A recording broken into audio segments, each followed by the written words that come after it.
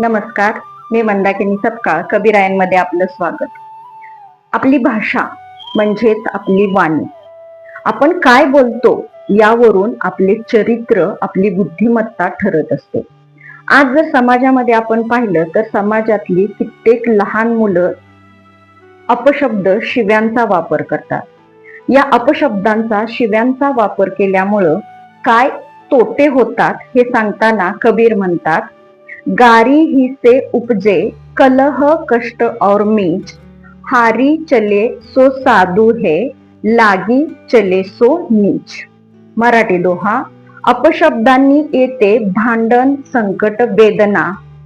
हार मानतो तो साधू, जवळी बाळगतो तो अधम. गारी म्हणजे गाली, यालाच मराठीमध्ये अपशब्द किंवा शिवी असं म्हटलं जातं. जेव्हा आपण आपल्या बोलण्यामध्ये शिव्यांचा वापर करतो तेव्हा भांडण येण्याची शक्यता असते किंवा आपल्यावरती कुठलं तरी संकट येऊ शकतं आपल्या बोलण्यामुळं. काही वेळेला आपल्याला दुःख आणि वेदना यांना सामोरं जावं लागतं. संत कबीर म्हणतात की या सगळ्यांना हार मानून, म्हणजे शिव्यांना हार मानून जो पुढे जातो तो साधू आहे.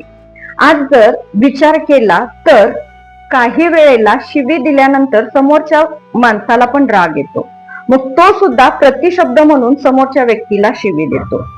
राग आल्यानंतर या सगळ्याचा वापर केला जातो.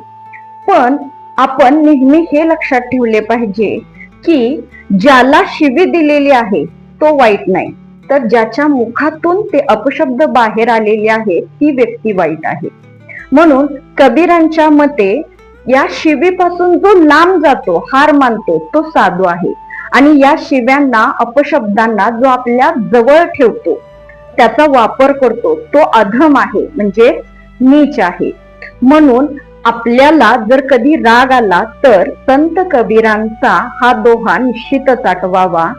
गारी ही से उपजे कलह कष्ट और मीच, हारी चले सो साधू है, लागी चले सो नीच. धन्यवाद.